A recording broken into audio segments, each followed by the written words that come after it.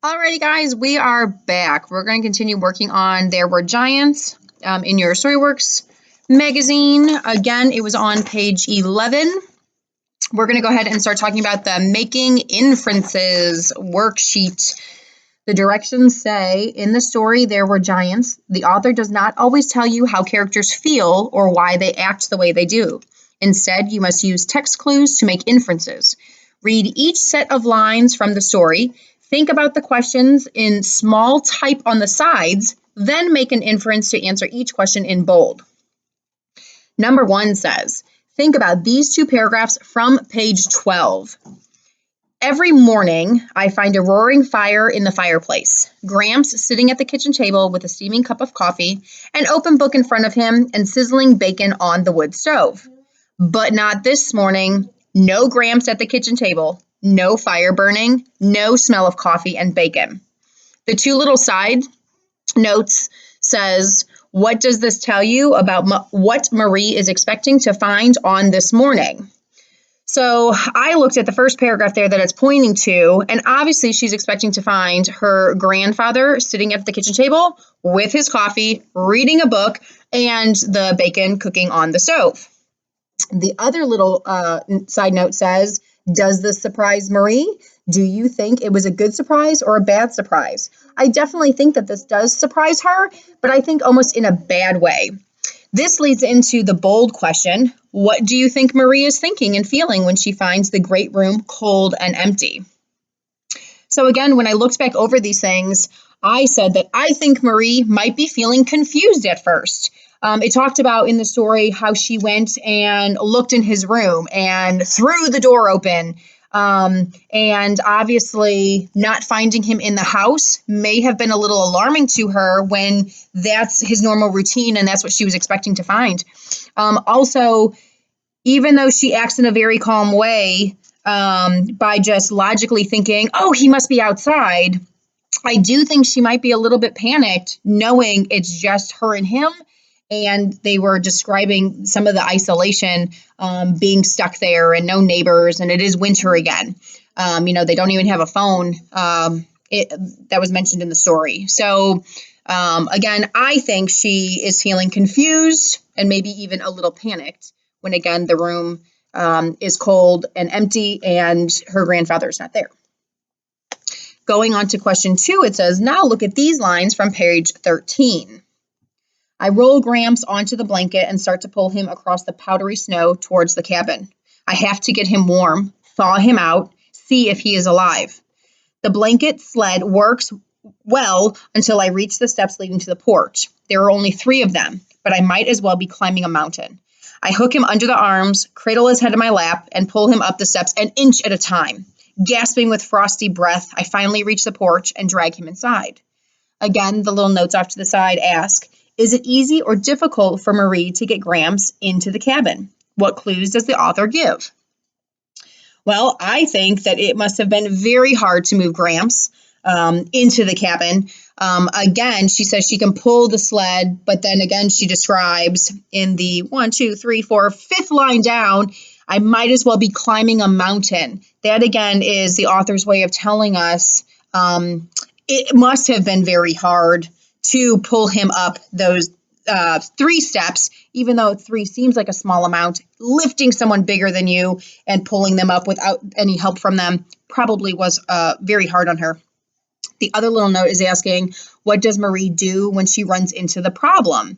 Well, I underlined 2 lines down from climbing the mountain. The last line there in that first little paragraph they gave us, it says she pulled him up the steps an inch at a time.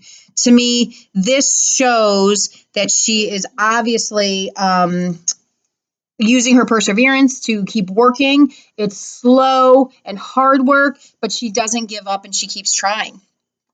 The bold question says, what does this section tell you about Marie?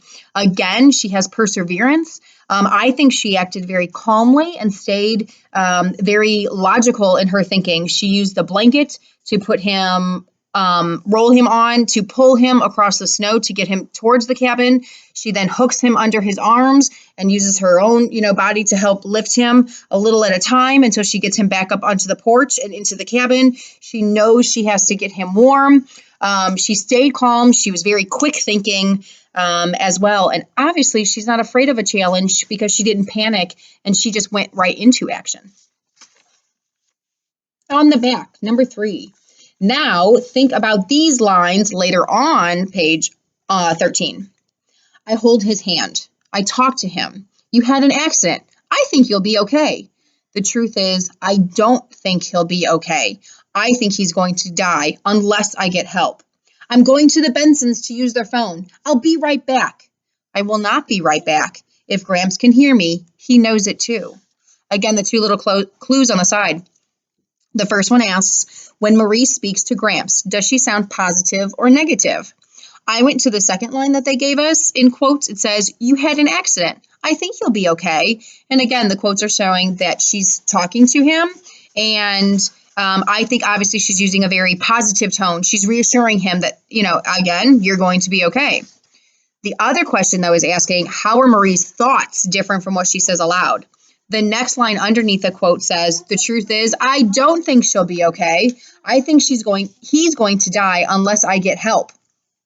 And again, she says, I'm going to the Bensons to use their phone. I'll be right back. But then the next line says, I will not be right back. If he can hear me, he knows it too.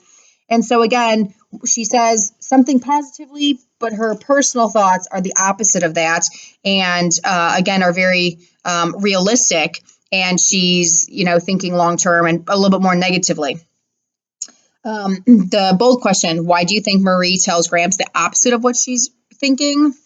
And again, she doesn't want to alarm him or scare him. If you think back to the story that we were working on in our support coach book, the last training mission, this is the same thing that was happening between Lena and Cal. Cal had to go out to the moon on her own and was very nervous and worried about failing the mission and letting the team down. And Lena was very calm and reassuring, even though she knew there were some risks involved. And the last question for making inferences. Now read about the end of the story. It says, Gramps, I say. He looks at me, but he doesn't say anything. I grip his hand harder. Gramps, I say again, fighting tears. I swallow hard, wondering what to say. Did I ever tell you how these lakes came to be? Gramps' eyes clear a little bit. He gives my hand a squeeze. He smiles. I take a breath and start talking. The first little clue asks, how does Gramps act before Marie begins telling him the legend of the lakes? How does he act afterward?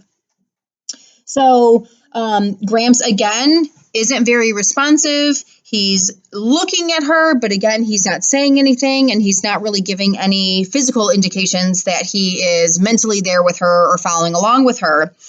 After she starts talking about something that obviously he is very keen on sharing with her all of the time and has told her repeatedly, he starts to come around a little bit more. It says his eyes clear a little bit, and he even squeezes my hand.